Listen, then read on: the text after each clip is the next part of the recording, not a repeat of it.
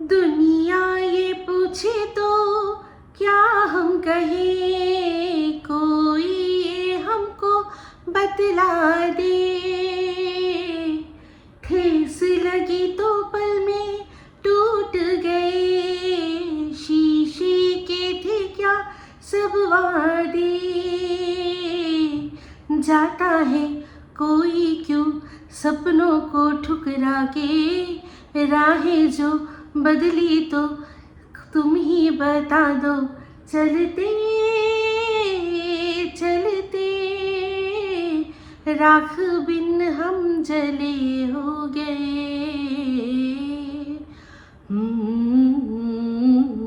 हो का क्या पता कहाँ हम चले।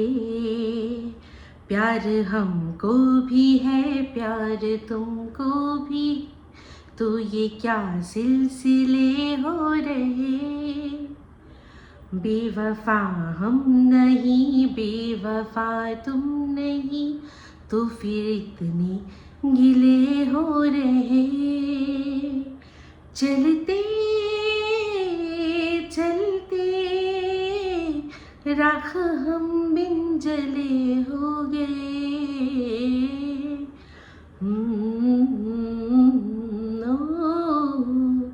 क्या पता कहाँ हम चले। वेलकम टू टॉक ঝাল মিষ্টি উইথ ইপসিতা। আমি ইপসিতা, এখানে নো গালাগালি নো কিস্তি অনলি মস্তি। তো আজকের ভিডিওর শুরুতে ইন্ট্রোডাকশানে চলতে চলতে সিনেমা থেকে এই যে গানটা শোনালাম, এই চলতে চলতে সিনেমাটাতে খুব সুন্দর করে একটি দাম্পত্য কাহিনী আমাদের দেখানো হয়েছিল। প্রেম করে বিয়ে, আলাপ, তারপর প্রেম করে বিয়ে, বিয়ের পর দাম্পত্য, সেই দাম্পত্যে অ্যাডজাস্টমেন্ট, এক্সপেকটেশন, তারপর ইগো, আরও নানান রকম চক্রান্ত, নানান রকম আপস অ্যান্ড ডাউনসের মধ্যে দিয়ে দেখা গেল যে তাদের দাম্পত্যটা ভেঙে গেছে, মানে ডিভোর্স অবধি চলে গেছে। সেই ডিভোর্স অবধি চলে যেতেও কিন্তু সেই সম্পর্কটা বেঁচে যায়। কীরকমভাবে, কীভাবে, আমি অনেকবার এই কথাটা বলেছি যে দুটো মানুষের একে অপরকে ছেড়ে যাওয়ার হাজার একটা কারণ হতে পারে, কিন্তু দুটো মানুষ হাজার একটা কারণ ছেড়ে যাওয়ার হাজার একটা কারণ আছে, তার সত্ত্বেও দুজন মানুষ যদি একসাথে থাকে তাহলে জানবেন যে কোথাও না কোথাও ভালোবাসা আছে। ভালোবাসা থাকলে হাজার কিছু সত্ত্বেও কিন্তু একসাথে থাকা যায়। তো যাই হোক, এই যে এখন যাকে নিয়ে ভিডিওটা করছি তাদের জন্য এই গানটা খাটে না, অবশ্যই খাটে না। কেন, অবশ্যই বুঝিয়ে দেবো। তো যাই হোক, এই যে ইউটিউব, সেই ইউটিউবে প্রচুর মানুষকে আমরা দেখছি যে নাটক করে তারা ভিউজ নিচ্ছে, প্রচুর মানুষ। কিন্তু সত্যি কথা বলতে যখন সত্যি কিছু হয় না, সত্যি যখন মানুষের অশান্তি হয়, যারা বেঁচে খেতে পারে না তারা এরকমভাবে দেখাতে পারে না। আপনাদের মনে আছে, আমি এর আগেও মনে করিয়েছিলাম, আমার বংমামি চ্যানেলে যাবেন, গিয়ে দেখবেন যে এরকম হয়েছিল যখন আমি বাজনী বাড়িতে থাকতাম। এরকম কিছুদিনের জন্য হয়েছিল, প্রায় এক সপ্তাহ মতো হয়েছিল, যে আমি আমার মায়ের বাড়িতে আমার ছেলেকে নিয়ে ছিলাম। মেয়ে আবার আসা যাওয়া করছিল, কারণ মেয়ের ওখান থেকে তখন আর কি কলেজে যেতে সব দিকে আর কি সুবিধা, আর ও তো বড়ো হয়ে গেছিলো। তো আমি কিন্তু আমার ছোটো ছেলেকে নিয়ে বাপের বাড়িতে ছিলাম। থাকাটা কোনো রকমভাবে আমি এরকম নয় যে মায়ের বাড়িতে থাকতে এসেছি, ওরকম কোনো ব্যাপার ছিল না। ওটা কিন্তু অবশ্যই আমার সাথে আমার হাজব্যান্ডের কোনো কারণে মনোমালিন্য হয়েছিল, সেই জন্যই আমি কিন্তু ছেলেকে নিয়ে চলে গেছিলাম বাপের বাড়িতে। ঝগড়া, অশান্তি, কোনো কিছু আপনারা বুঝতে পেরেছিলেন? পারেননি। সবাই প্রশ্ন করেছে কী ব্যাপার ইপসিতা তুমি এখানে? তো সবাই এটাই ভেবেছে, স্বাভাবিক কথা, বাপের বাড়িতে থাকতে এসছে। হ্যাঁ, সেটা সেরকমভাবেই যারা ভদ্র থাকে, যাদের সম্মানের ভয় থাকে, তারা এরকমভাবেই জিনিসটা অ্যাডজাস্ট করে। আপনার আশেপাশে যারা হয়তো ইউটিউব করে না, হঠাৎ করে মেয়েটাকে দেখছেন বাপের বাড়িতে এসছে, সবসময় যে ঘুরতে এসছে এরকম কোনো মানে নেই। হয়তো শ্বশুরবাড়িতে কোনো কারণে মনোমালিন্যের জেরে সে বাপের বাড়িতে কটা দিন থাকতে এসেছে। এবার অনেক সময় দেখা যায় যে সম্পর্ক যদি সত্যিই সেরকম তলানিতে পৌঁছে যায়, তাহলে আর সেই মেয়েটি শ্বশুরবাড়ি ফিরে যায় না, কি হয়, তাদের মধ্যে ডিভোর্স হয়। তো যাই হোক, এবার চলে আসি সরাসরি। তো একটা জিনিস দেখুন, আমি ভিডিওটা দিলাম, তারপরেই এই দালালের ভিডিও কোথায় কী হলো, গায়েব হয়ে গেল। অবশ্যই বুঝতেই পারছেন যে দালালকে নিয়ে ভিডিও হচ্ছে।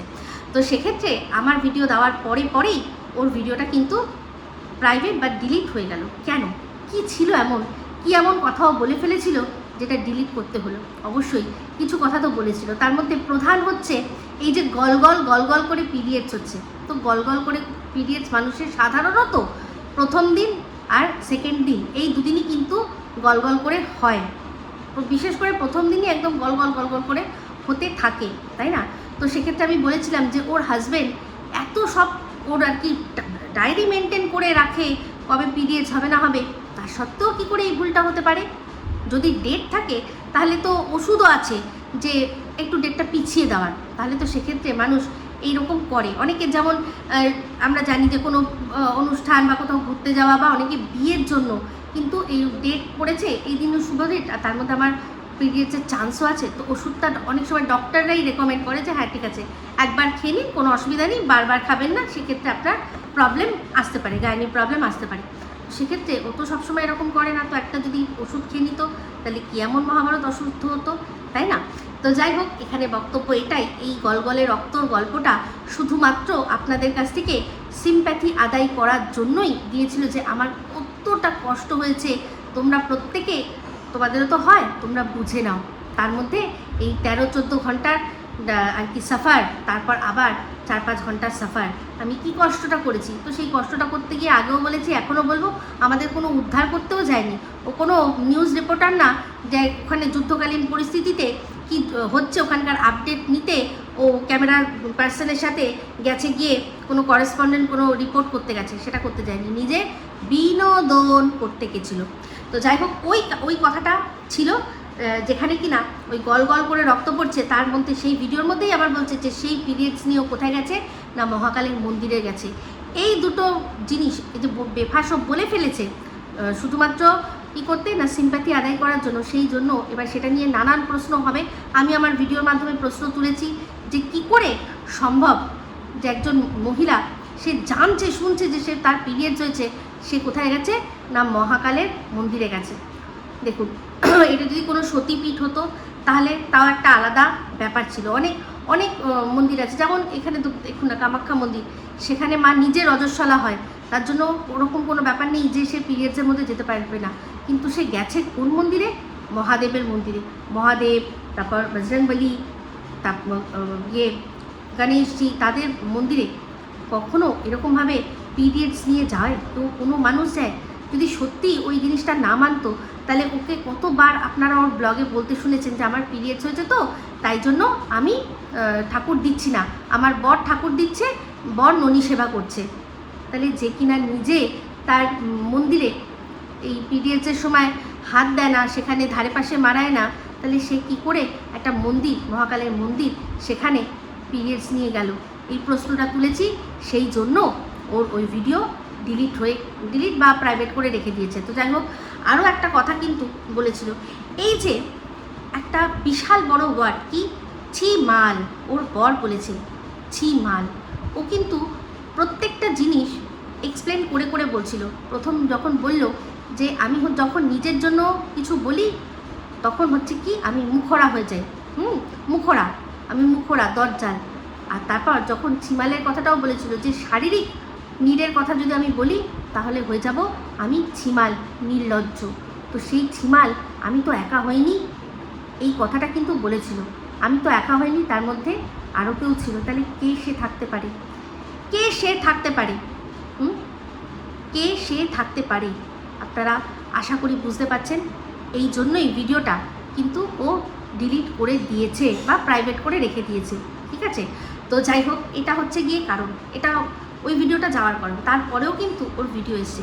আচ্ছা দেখুন, এত দিন পর হঠাৎ করে এখন ওকে, ও যে ট্রিটমেন্টটা করেছিল তার কোথায় করেছিল আর ট্রিটমেন্টটার নাম কি ছিল সেটা আমাদের সাথে শেয়ার করলো। ও কিন্তু খরচ কিছু আমাদের এখনও শেয়ার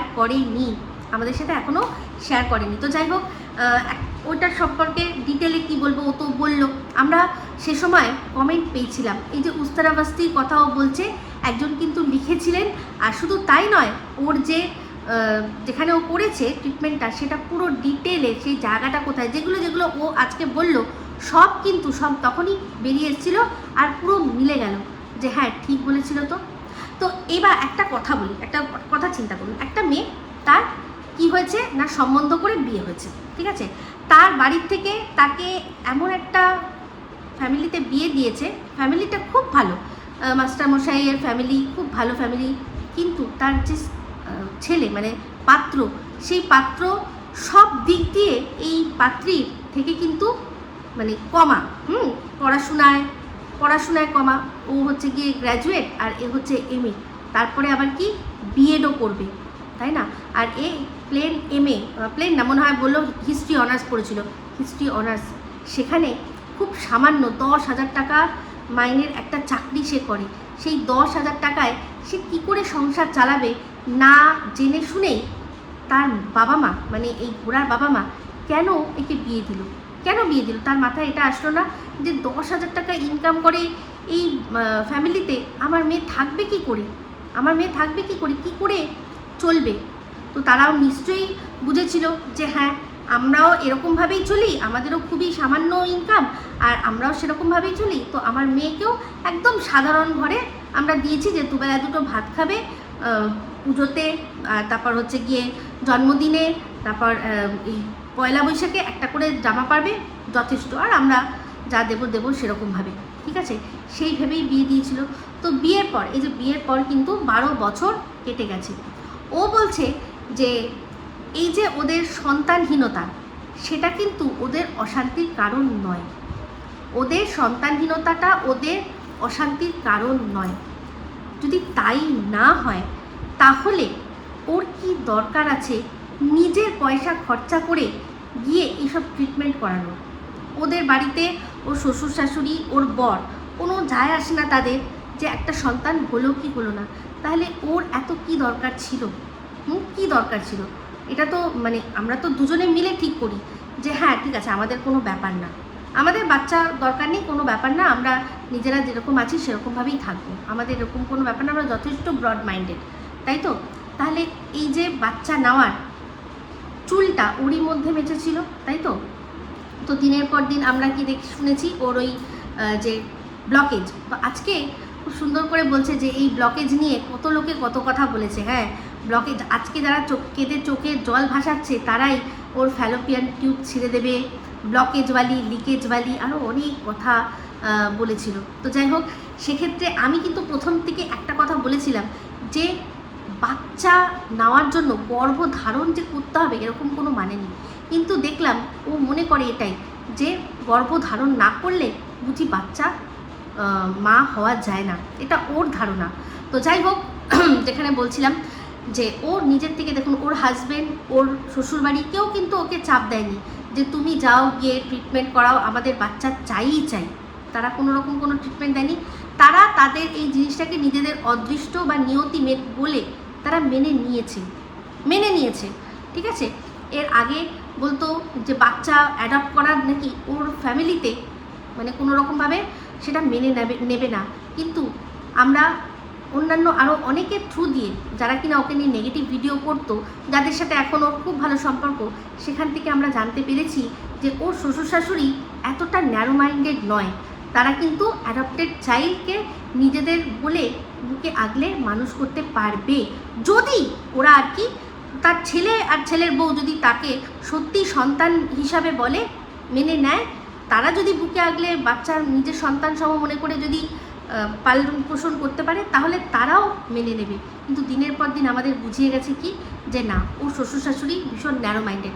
তো যাই হোক, একজন শিক্ষক তাকে ন্যারো মাইন্ডেড ওই সারাক্ষণ আমাদেরকে বুঝিয়েছে। আমরা তো ওনার সাথে কথা বলিনি, তবে কানাঘুষো খবর তো আসে যে তিনি অতীব সজ্জন একজন ব্যক্তি। তো যাই হোক, সেই সজ্জন ব্যক্তি সম্পর্কে দিনের পর দিন কিন্তু তার ফ্যামিলিকে নিয়ে বলে গেছে যে প্রচুর কেচ্ছা আছে, একদিন কোনো দিন যখন সময় আসবে আমি তখন বেচতে বসবো। তো যাই হোক, এখানে বক্তব্য একটাই, ও নিজে গেল দিল্লিতে, নিজে গিয়ে সমস্ত কিছু করলো। তা ব্লকেজ তো শুনলাম যে খুলে গেছে, ফ্যালোপিয়ান টিউব যেটার ওর আর কি করছিল, ট্রিটমেন্ট করছিল, সেই ট্রিটমেন্টে তো ও সফল হয়েছিল, তাহলে ওর বাচ্চা কেন হচ্ছে না? ওর তো বাচ্চা হচ্ছিল না এই কারণেই যে ওর ব্লকেজ ছিল, তাহলে কেন হচ্ছে না এই জিনিসটা? এবার কিন্তু কোন দিকে ইশারা করছে আপনারা বুঝতেই পারছেন। কারণ একটা বাচ্চা হওয়ার জন্য কিন্তু শুধু মা নয়, মা বাবা দুজনকেই সমান এফোর্ট দিতে হয়, তারপর গিয়ে একটা বাচ্চা হয়। তাহলে ও বলতে চাইছে যে ওর যে ব্লকেজ ছিল সেটা ঠিক হয়ে গেছে, ওর ফ্যালোপিয়ান টিউব দুটো একদম সুন্দর, মানে পুরো যেরকম সব নর্মাল মানুষের আর কি ফাংশনাল সেরকম ফাংশনাল। তাহলে কেন বেবি আসছে না? তাহলে এই যে কথাটা, সেখানে ও এখন বলছে সমস্ত দোষ আমার, আমার দোষ, আমার দোষ, আমার দোষ, অথচ ওর বর ওকে ঝিমাল বলছে। তাহলে বুঝতে পারছেন সেটা কিসের জন্য? না শারীরিক নিড। ও যখন নিজের শারীরিক নিডের কথা বলছে তখন বলছে ঝিমাল। তাহলে আচ্ছা হয়ে গেল ওখানে আর কি ওর ট্রিটমেন্টটাও সফল হয়ে গেল। সফল হয়ে ও আসলো, এসে ও তো সংসার করছে ওদের সংসারে। তাহলে অশান্তিটা ঠিক কী নিয়ে? তাহলে অশান্তিটা ঠিক কী নিয়ে?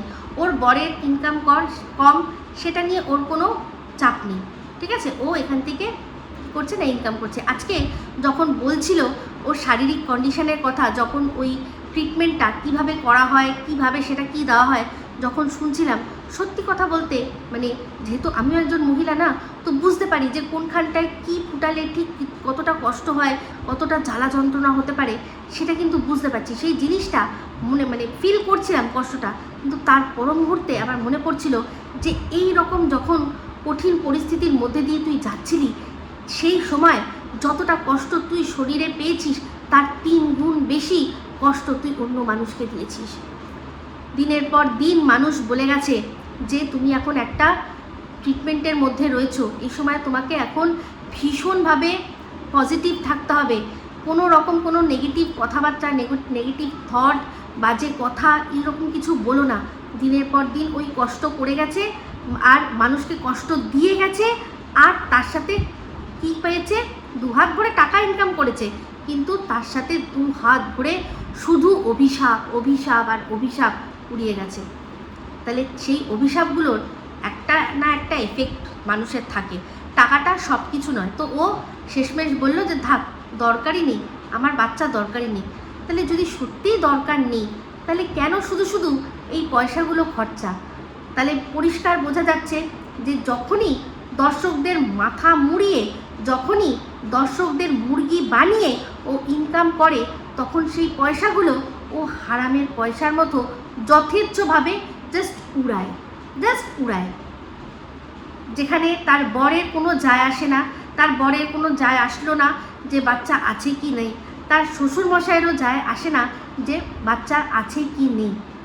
সে ও একা নিজে চলে গেছে কি করতে? না চিকিৎসা করাতে, একা একা পুরো সম্পূর্ণ। বুঝতে পারছেন? তো যাই হোক, আজকে বলছিল যে এই যে ওকে ওর রিম বলেছে যে ওয়াইটিটা কোনো আদালত না। সত্যি তো ওয়াইটিটা আদালত না, কিন্তু তাও তো এই দালাল বারবার করে আমাদেরই জিজ্ঞাসা করছে, তোমরাই বলো না, তোমরাই বলো না, তোমরাই বলো না, আমি ঠিক, ও ঠিক, সে ঠিক। তাহলে এই যে আমাদেরকে ঠিক ভুল বিচার করার জন্য যে জায়গাটা দিচ্ছে, তাহলে তো এটা অটোমেটিক্যালি সত্যি সে বিচারকের আসনেই বসাচ্ছে যে আমার এবার কি করা উচিত। আমি এতদিন ধরে এত কষ্ট সহ্য করেছি, তাহলে কারুর বাচ্চা দরকার নেই, ও নিজে নিজেই তাও ট্রিটমেন্ট করতে গেল, ট্রিটমেন্টও সফলও হলো, তার সত্ত্বেও বাচ্চা হচ্ছে না। তাহলে এই যে ওদের অশান্তিটা ঠিক আসলে কি নিয়ে? তো একটা জিনিস বুঝতে পারছি, যে কথাটা ও ওই ভিডিওর মধ্যেও বলেছিল যে আমি যা পাপ করেছি, মহাপাপ করেছি, কিন্তু সেই মহাপাপের মধ্যে কিন্তু আরও অন্যান্যরা স্বামী ছিল। যেই কথাটা কি না আমি আগের ভিডিওর মধ্যেই বলেছি, যে ওর বর যখন দেখছে যে দিনের পর দিন ও ইনকাম করার জন্য মানে নিচুর থেকে নিচুতর জায়গায় পৌঁছে যাচ্ছে, কেন সে আটকায়নি? কেন সে বলেনি যে না, এই পয়সা দরকার নেই, এই পাপের পয়সা দিয়ে আমরা কিচ্ছু করতে পারবো না, কোথায় যাবে টাকা? না আমাদের ডাক্তারের পিছনে গেল। আর দেখো না এই যে টাকাগুলো এখন যে আইয়াসি ফুর্তি জন্য যে টাকাগুলো জাস্ট লুটিয়ে দিচ্ছে না, এগুলো বেশি দিন থাকে না, ক্ষণস্থায়ী, এগুলো চিরস্থায়ী নয়। দিনের পর দিন অন্যেরা যখন কিছু কিনেছে, খেয়েছে, ঘুরেছে, বেরিয়েছে, দাঁত মুখ খিচিয়ে তাদেরকে যেভাবে নোংরাভাবে অ্যাটাক করেছে, আজকে তার ফল এগুলো। তো যাই হোক, আমার মনে হয় এই ফল কিছুই নয়, কোনো কিছুই ফল না, এই পুরোটাই হচ্ছে কি একটা গোটা নাটক। এই আরটিআই হবে সেই জন্য, আর এই জিনিসটাকে এখন একটা সিম্প্যাথির জায়গায় ঘুরিয়ে দেওয়া, যে থাক ছেড়ে দাও, ওর তো সংসারটা ভেঙে যাচ্ছে, ওকে আর কিছু বলো না। তো প্রচুর দর্শকরা ওকে একটাই কথা বলছে যে এই আইফোন কিনেছো, ঘুরতে গেছো, এই সব টাকাগুলো তুমি তুলবে বলেই এখন এই নাটকটা করছো। তো তাদের বলছে যে আমি এইগুলোর জন্য নাটক করছি, সত্যিই তোমাদের তাই মনে হচ্ছে? অনেক মানুষ ওকে বলেছে যে তুমি তোমার শ্বশুরমশাইয়ের কাছ থেকে টাকা কেন চাইলে না? এই যে তুমি বংশের প্রদীপ জ্বালাবে, সেই বংশটা কার? অবশ্যই রায় বংশ। তো সেই রায় বংশের প্রদীপ জ্বালানোর জন্য হ্যাঁ তুমি যে ট্রিটমেন্ট করবে তার টাকাটা রায় বংশ থেকেই আসার কথা। তো তুমি তোমার বরের কাছ থেকে, তো বরের তো ইনকামিং গ্রোথ নেই ছাড়ুন, কিন্তু শ্বশুরের তো আছে, শ্বশুরের কাছ থেকে কেন চাইলে না? তখন বলছে যে শ্বশুরের কাছ থেকে চাইনি কারণ আত্মসম্মানের জন্য। আমার প্রচুর আত্মসম্মান, সেই আত্মসম্মানকে আমি বিকিয়ে দিয়ে শ্বশুরের কাছ থেকে আমি বাচ্চা হওয়ার জন্য টাকা চাইতে পারবো না। চিন্তা করুন, যে কিনা কিউআর কোডের মাধ্যমে মানুষের কাছ থেকে ভিক্ষাবৃত্তি করে টাকা তুলেছে, কিসের জন্য? না অন্যান্য পরিবারকে মেলাইন করে তাদের বাচ্চাদের জন্ম পরিচয় জানতে চেয়ে, তাদের বাচ্চার ডিএনএ কাদের কি না কি এইসব বিষয় করে তাদের চরিত্রের দাগ লাগিয়ে কতগুলো মহিলাকে বিনা প্রমাণে নেতা মন্ত্রীদের সাথে শুইয়ে শুইয়ে ইনকাম করে ও যে টাকাগুলো রোজগার করেছে তার এগেনস্ট, সেটা তো নিজের কাছে রেখেছে, কিন্তু এই যে কন্টেন্টগুলো করেছে তার এগেনস্টে যখন সামনের জন যে যাদের কিনা মানহানিও করেছে তারা যখন কেস করেছে, তখনও কি করেছে? সেই কেসগুলো খেয়ে লড়বে বলে দর্শকদের কাছ থেকে ভিক্ষা করেছে, দর্শকদের কাছ থেকে ভিক্ষা করে ও টাকা নিয়েছে, তখন ওর আত্মসম্মান যায়নি। বাচ্চাটা যদি হয় তাহলে তো সেটা রয় বংশেরই হবে। সেক্ষেত্রে শ্বশুরের কাছ থেকে হাত পাততে ওর আত্মসম্মানে লাগছে, অথচ নিজের দোষে নিজে অন্যদের পেছনে বিশ্রীভাবে তাদেরকে কষ্ট দিয়ে, যে কষ্টটা ও নিজে আজকে ওইটা বললো না, তার চেয়েও বেশি কষ্ট এইসব পরিবারকে দিয়ে ও যে কেস খেয়েছে তার জন্য টাকা চাইতে দর্শকদের কাছে ওর আত্মসম্মানে লাগেনি। তাহলে বুঝতে পারছেন ওর আত্মসম্মানের দর কতটুকু? হ্যাঁ, স্থান পরিবর্তন হবে সেটা পরিষ্কার বুঝতে পারছি। তো স্থান পরিবর্তন হলেই কিন্তু তারপর মানে এই এক্সপ্লেনেশনটা দেওয়াটা যেত কিন্তু, তাই না? যে এই যে দেখুন, আমি যে বললাম আমার কথাটা, যে আমি কিন্তু বলিনি যে আমি আমার বাড়ি ছেড়ে চলে যাচ্ছি, আমার বরের সাথে পোষাচ্ছে না, কিচ্ছু বলিনি। কোনো একদিন হয়েছে আমি বেরিয়ে চলে এসেছি, তারপর আমি আমার মায়ের বাড়ি থেকে ব্লগ দিয়েছি, সেখানে সবাই দেখেছেন, ঠিক আছে, প্রশ্ন করেছেন, আমি উত্তর দিয়েছি। তাহলে ও কিন্তু এই জিনিসটা করতে পারতো যদি এটা সত্যি হতো, কিন্তু আদৌ এটা সত্যি নয়। তো এই যে স্থান পরিবর্তন হবে, কিন্তু সেটা পুরোটা গটআপ সেটআপের দ্বারাই হবে, সেটা গটআপ সেটআপের দ্বারাই হবে। কোনো রকম কোনো মানে সম্পর্ক ছেদ হয়ে যাচ্ছে সেরকম না। তো যাই হোক, আজকে অনেক কথা বলছিল, আমি একটাই কথা বলবো, যদি সত্যি এই জিনিসটা সত্যি হয়, আমি ওই যে বারবার বলি না যে আমার আরেকটাও বাণী ছোটোবেলা থেকে কানে একদম বসিয়ে দিয়েছে মা, যে মানুষের ওপর বিশ্বাস হারানো পাপ। এটা কিন্তু আমার নয়, হ্যাঁ, কবিগুরুর কথা। তাহলে সেক্ষেত্রে আমি কিন্তু বরাবর মানুষকে বিশ্বাস করেছি, ঠকেছি সেটা পরের কথা। আমি বলবো যদি সত্যি ওর এই বিষয়টা সত্যি হয়, তাহলে তো আমি বলবো যে অবশ্যই ওর হাজব্যান্ডকে ছেড়ে যাওয়া উচিত। শুধু তাই নয়, ডিভোর্স দিয়ে তারপর ছাড়া উচিত, ডিভোর্স দিয়ে তারপর ছাড়া উচিত। তাহলে কি হবে? তাহলে ওরও একটা রাস্তা থাকবে, ওর দ্বারা ও বংশের প্রদীপ জ্বালাতে পারেনি, তাহলে সে যদি ডিভোর্স করে আবার অন্য একজনের সাথে বিয়ে করে যদি ওদের বংশের প্রদীপ জ্বলে, তাহলে আমার মনে হয় ও সত্যিই যদি দালাল যায়, দালালের ডিভোর্স দিয়ে তারপর যাওয়া উচিত। তারপর যাওয়া উচিত, নাহলে ডিভোর্স ছাড়া এরকমভাবে যাওয়াটা এটা ঠিক না, এটা উচিত না। তো তারপর হচ্ছে গিয়ে একটা কথা বললো যে পুরো খরচাটা ওর বর করেছে। আগের ভিডিওটাতেও বলেছিল, আর এই ভিডিওটাতেও বলেছিল। আমি আগেরটাতেও জিজ্ঞাসা করছিলাম, এটাতেও জিজ্ঞাসা করব যে এটা কি করে পসিবল হয়? ওর বরের তো পুরো টাকা সংসার চালাতেই লেগে যায়, তাহলে কি করে সে ঘুরতে যাওয়ার আলাদা করে টাকা রাখে?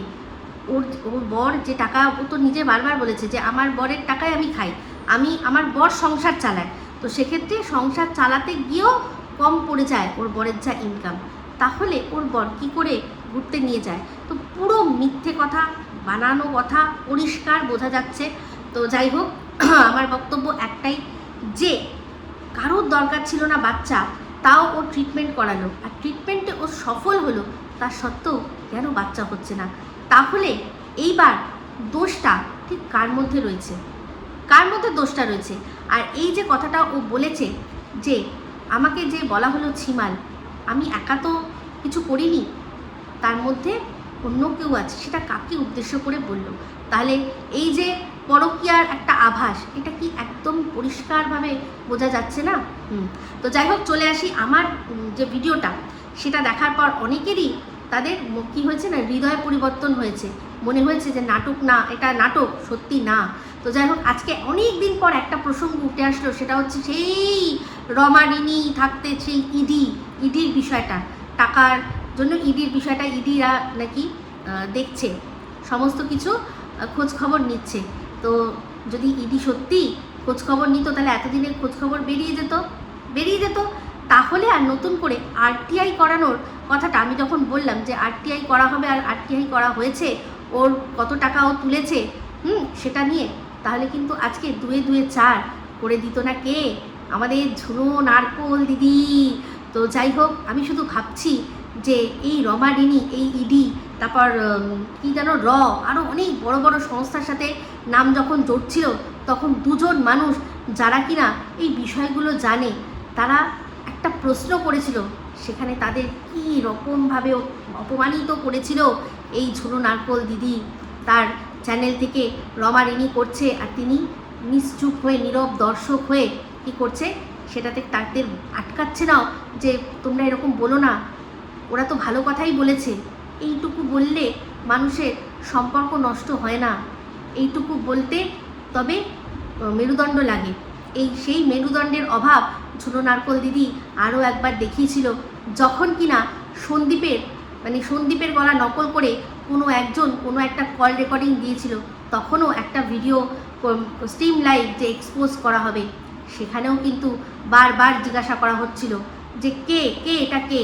সেখানেও আমার মনে আছে নিশা বলছিল না থাক, দরকার নেই, কিন্তু ওই লাইভটা অ্যারেঞ্জ করা হয়েছিল যে প্রমাণ দিয়ে দেখানো হবে যে গলাটা কার। পরবর্তীকালে কি বললো, দরকার নেই, তোমরা দুঃখ পাবে। এই কথাটাতেই কিন্তু পরিষ্কার যে তার মানে কি সত্যি এটা সন্দীপের, কিন্তু আদৌ সেটা নয়। যদি হতো, প্রমাণ দিতে পারেনি, তাই জন্যই জিনিসটা চেপে গিয়ে না থাক বলবো না।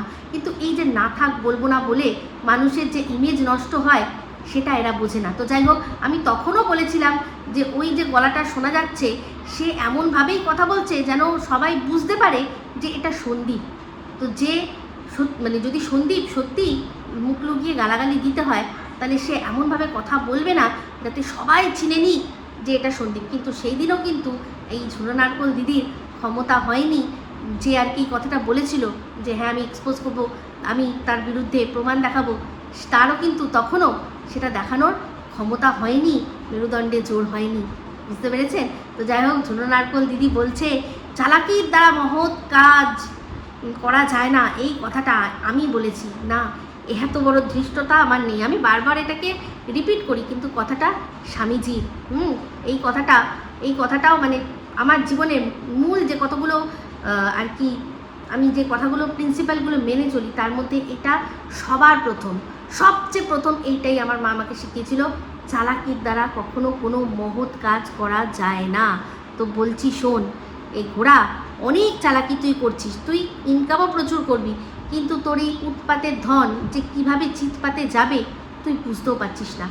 আর যদি এটা সত্যি হয়, তাহলে বলবো যে ডিভোর্স দিয়ে তুই যা। অবশ্যই তোকে ইনকাম করতে হচ্ছে, দিনের পর দিন তুই যখন এরকমভাবে ইনকাম করেছিস, তোকে কেউ ভালো বুদ্ধি দেয়নি, উল্টে এই যে কেস আমার সাথে কেসটা অযথাই তোকে খাইয়ে দিল, উল্টে আবার আমার নামে যে ফলস কেসটা তুই করার জন্য তোর বরকে দিয়ে করলি, তোর বড় সেটাতে রাজি হলো না, তো সে তো রাজি হয়েছিল, তো সেটার জন্য আবার নতুন করে একটা কেস খাওয়ার জন্য রেডি হলি। তারপর এই সমস্ত কিছু আগরুম বাগরুম, বাচ্চাদের ডিএনএ, বাচ্চাদের জন্ম পরিচয় নিয়ে কথা বলা, এইগুলো তুই করে ইনকাম করেছিস।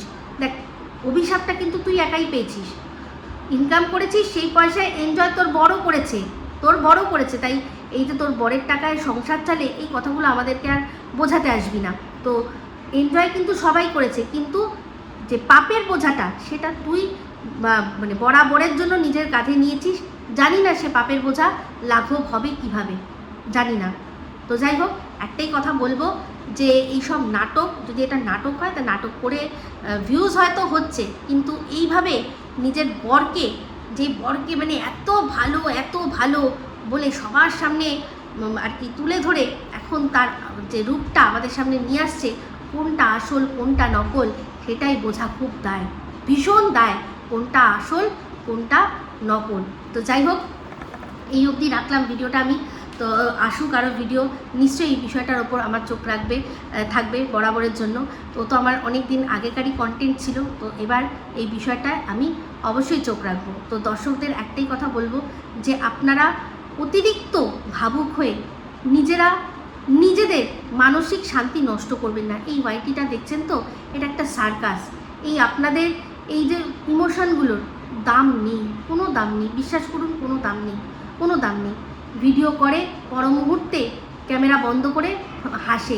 মনে আছে একটা ভিডিওতে, একটা ভিডিও না, কল রেকর্ডিংয়ে মনে হয় এই ফোকলা বলেছিল, যখন ও কাঁদছিল, তারপর ফোকলা বলেছিল না কে বলেছিল আমার ঠিক মনে পড়ছে না, ও কাঁদছিল, সেটা দেখে ফোন করেছিল, আর সেখানেও বলেছিল ধুর ওটা কোনো ব্যাপার নাকি, ওরকম কাঁদতে হয়, ওরকম একটু কাঁদতে হয়। তো এখনও আবারও এরকমভাবে কেচ্ছা বিক্রি করতে হয়, ইনকামের জন্য অনেক কিছু করতে হয়, এই পলিসি নিয়েই কিন্তু এগোচ্ছে। কারণ যদি সত্যি সেরকম হতো, জায়গায় পৌঁছে গিয়ে বলতো যে এই ব্যাপার, আমি সবটা বলতে পারছি না, ধরে নাও আমারই দোষ, কিন্তু আমি সেই জন্য ওখান থেকে চলে এসেছি। এখান থেকে যেতে বলতো না। ওই টাকা দিয়ে হয়তো দেখুন ফ্ল্যাট কেনা হয়ে গেছে, সেখানে যাবে, আপনারা প্রশ্ন করবেন যে টাকা তুলেছি কিউআর কোডের মাধ্যমে, তো সেখানে যাবে, গিয়ে প্রশ্ন করবেন আপনারা, তাই জন্য আগের থেকে সব ব্যবস্থা করে রাখছি যে আমাদের অশান্তি হয়েছে, আমি এখন চলে যাব। তো হতে পারে ওর বর এই বাড়িতেই এখন থাকবে, কারণ ওর কাজের জন্য এখানে সুবিধা, তো সেখানে হয়তো উইকেন্ডে বউয়ের কাছে যাবে, হতে পারে না, অনেক কিছুই হতে পারে। তো অবশ্যই কমেন্ট করে বলবেন আমার কথাটা ঠিক লাগলো না ভুল লাগলো। তো এই ভিডিওটা এই অবধি রাখছি। যদি ভালো লাগে লাইক শেয়ার কমেন্ট করতে ভুলবেন না। যারা চ্যানেলটা সাবস্ক্রাইব করেননি তারা সাবস্ক্রাইব করে নেবেন। সবাই ভালো থাকবেন, সুস্থ থাকবেন। আবার খুব শীঘ্রই নতুন ভিডিও নিয়ে, টাটা।